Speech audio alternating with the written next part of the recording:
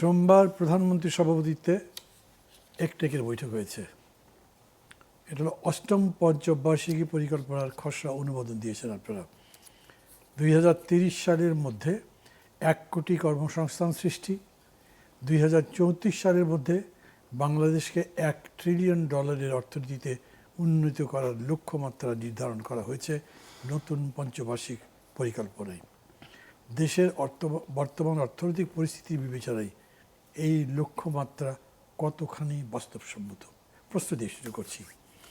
মানব ভাই অনেকগুলো প্রশ্ন করেছেন একসাথে, যেমন একটা বলেছেন যে $1 ট্রিলিয়ন ইকোনমিটা সম্ভব কিনা জিডিপি, এবং আরো একটা বলেছেন যে 1 কোটি কর্মসংস্থান, আরেকটা বলেছেন যে ডলারের রেট। আমি বলিনি, আপনারা বলেছেন। জি, আমরা বলছি। জি, দেখুন, প্রথম কথা হচ্ছে, আমি যদি কর্মসংস্থানের দিকে যাই, আমাদের 4 কোটির মধ্যে এই অর্থ বছর এবং সামনের অর্থ বছরে 1,86,00,000 শিক্ষিত বেকারের কর্মসংস্থান করবার কথা আমাদের নির্বাচনী ইস্তেহারে আছে। তো ওটা করতে গেলে আপনার তো যে জিনিসগুলো লাগে, আমরা কিন্তু ওগুলো ইতিমধ্যেই শুরু করেছি। আপনি দেখেছেন যে কারখানাগুলো আমরা খুলে দিচ্ছি, জুট মিলগুলো, সরকারি মিলগুলো, এগুলা ওপেন হচ্ছে, এবং আমরা যেটা করছি সেটা গ্রামীণ অর্থনীতিটা চাঙ্গা করছি। গ্রামীণ অর্থনীতি চাঙ্গা মানে আপনি দেখবেন যে কৃষির আমাদের অনেকগুলো পরিকল্পনা আমরা নিয়েছি। কৃষির যেসব ব্যাকওয়ার্ড ফরওয়ার্ড লিঙ্কেজ ইন্ডাস্ট্রি আছে, যেমন আমরা সেজান জুস পাকিস্তান থেকে আনি, স্লাইস আনি ইন্ডিয়া থেকে, অথচ এবারও কুরবানি ঈদ, এই কুরবানি ঈদে দেখবেন আমের দাম ওই 15 টাকা কেজি হয়ে যাবে। উৎসস্থলের কথা বলছি, কৃষকের বিক্রির কথা বলছি, যেটা গত কুরবানি ঈদেও হয়েছিল। কিন্তু প্রাইম মিনিস্টার যেটা করেছেন, ওই জায়গাগুলোতে, বেসিক জায়গাগুলোতে উনি হাত দিয়েছেন।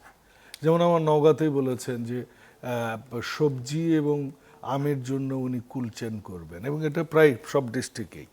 তো আমাদের প্রায় প্রত্যেকটা জেলায় উনি করবেন, যেগুলাতে হিমাগার করবেন সবজি এবং যেমন আম এবং ফল, আমাদের বিভিন্ন যে ফলগুলো আছে, কৃষি নির্ভর যে ইন্ডাস্ট্রিগুলো, এগুলো উনি ইন্সপায়ার করবেন। এটা আমাদের নির্বাচনী ইস্তেহারেও আছে।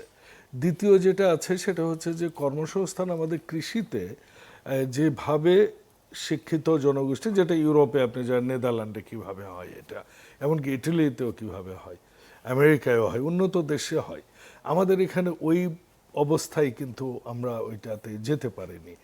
কৃষির এখনো যে সমস্যাগুলো, দেখুন, সরকার দেয় 1440 টাকা ধানের দাম, বাজারে বিক্রি হয় 1100 টাকা, 1000 টাকা, কৃষকরা ধানের দাম পাচ্ছে না। তো ওইটাতে কৃষিতে আরো এমপ্লয়মেন্ট কখন হবে, যখন কৃষিটাকে আমরা আরো প্রযুক্তি নির্ভর, আরো আধুনিক। এবং দেখুন, বাংলাদেশে যখন এক বিঘা জমিতে 50 থেকে 60 মণ আলু হয়, কিন্তু নেদারল্যান্ডে 1 বিঘা জমিতে 200-250 মণ আলু হয়। তার মানে আমরা কতটুকু পিছিয়ে আছি। এদেশে কীটনাশক সার কিন্তু 2-3 জায়গায় আপনার হয়, পরীক্ষা নিরীক্ষা হবার পর সারের ছাড়পত্র হয়, সার যখন ইম্পোর্ট করে। কিন্তু কীটনাশক কিন্তু কোনো জায়গায় পরীক্ষা নিরীক্ষা ছাড়াই চলে। আমি এবার দেখলাম আমার গ্রামে, একটু অর্থনীতি থেকে, এটাই অর্থনীতি। এবার আমি ধান কাটতে গেলাম উৎসাহ দেওয়ার জন্য, ক্যামেরা ট্রায়াল নয়, নিউজকে আমি খবর দিইনি, চ্যানেলকে খবর দিইনি, তারপরে একটা চ্যানেল বোধহয় ছিল। তো সেখানে আমরা ওই বিধবা যাদের ধান কাটতে পারছে না, ইউনিয়নে সব কমিটি করে দিলাম। তো ওখানে যে আমি ধান কাটতে যেয়ে দেখলাম 30% ধান নষ্ট হয়ে গেছে। এটারে কেউ বলে ঘাড় মরা অসুখ, এটারে কি যে অসুখ, নিচে থেকে মরে যাবে, শীষটা ধান ফলে গেছে, কিন্তু ওই ধানটার পাকতে পারেনি, বাকি সবগুলো পেকে গেছে। তো এই যে অবস্থা, বাংলাদেশের কৃষিটাকে উনি ঢেলে সাজাচ্ছেন। শুধু কৃষক কাটতো, ওটা একটা প্রণোদনা, ওটা হত দরিদ্র কৃষকদের জন্য। কিন্তু আলটিমেটলি উনি কৃষি নিয়ে ব্যাপক কাজ করছেন হত দরিদ্র কৃষকদের জন্য। জি, আপনারা এরকম বলেনি তো, আপনারা বলেছেন 4 কোটি ফ্যামিলিকে দেবেন। ওটা ফ্যামিলি কার্ড, স্ট্যান্ডার্ড কি? হ্যাঁ, ওটা ফ্যামিলি কার্ড। আমি কৃষক কার্ডের কথা বলছি। কৃষক কার্ডও তো আমরা দিচ্ছি, যাদের জমি জমা কম, যারা মানে দিন এনে দিন খায় এই টাইপের কৃষক আছে, তো 1.5 বিঘা জমির মালিক, সে উনিও একজন কৃষক, Define করা প্রান্তিক হয়েছে। কৃষক যারা, ডিফাইন করা হয়েছে এরকম। ডিফাইন করা হয়েছে। এটা কোনো ডেটাবেজ আছে?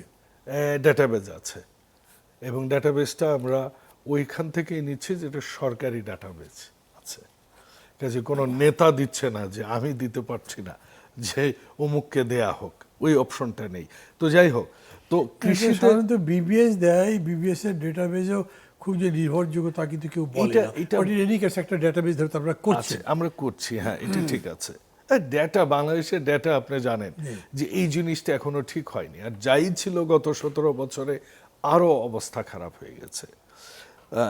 তো এখান থেকে আমরা যদি কর্মসংস্থানটা আমরা করব, এবং এই বছরে এটা আমরা পরিকল্পনায় নিয়েছি এবং সেটা সম্ভব, সেটা ওই যে বললাম অ্যাগ্রোবেস ইন্ডাস্ট্রিগুলো আমরা যদি করতে পারি, আমরা যদি লাইট ইঞ্জিনিয়ারিং ইন্ডাস্ট্রিগুলো করতে পারি, এবং সবচেয়ে বড় কথা যোগাযোগ ব্যবস্থার আমরা আরো মানে রেল ব্যবস্থাটাকে আমরা আরো কৃষকের সহায়ক ব্যবস্থা হিসেবে করার চেষ্টা করছি। যেমন প্রধানমন্ত্রী একটা কথা বলেছেন, বগুড়াতে মানে আপনার বাড়ির সামনে যে বিমানবন্দরটা হবে, এটা প্যাসেঞ্জার হবে না, বিকজ ইটস নট ভায়াবল, কিন্তু সবজি টানার জন্য কার্গো প্লেন আমাদের ওখানে খুব দরকার। তো এরকম ওনার অনেকগুলো উদ্যোগ আছে, যেটা শহীদ প্রেসিডেন্ট জিয়াউর রহমানও করেছিলেন, যে আমাদের কৃষিপণ্য বাইরে এক্সপোর্ট। তো আমাদের এখানে এই ইন্ডাস্ট্রিটা একটা বড়। দ্বিতীয় হচ্ছে আমাদের অনেকগুলো চিনি কল নিয়েও আমরা কথা বলছি, যে সেগুলাকে কীভাবে পুনরুজ্জীবন করা যায়, ম্যানেজমেন্ট কী করে ঠিক করা যায় সুশাসনের মাধ্যমে। কাজে এইটা সম্ভব, 1 কোটি কর্মসংস্থান আমরা করব। আমরা তো আপনার স্বাস্থ্যক্ষেত্রে 1 লক্ষ নিয়োগ দিব আগামীতে। তো এই একটা জিনিস। দ্বিতীয় জিনিস আপনি যেটা বলেছেন যে 1 ট্রিলিয়ন ইউএস আপনি যেটা বললেন সেটা দিয়ে আপনার 2030 এর মধ্যে 1 কোটি কর্মসংস্থান সৃষ্টি অঙ্ক কিন্তু মিলছে না।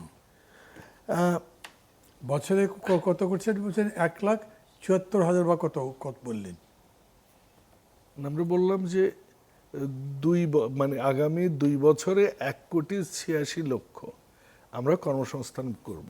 এটা আমরা নির্বাচনী ইশতেহারে আছে। এটা আছে, এটা সম্ভব।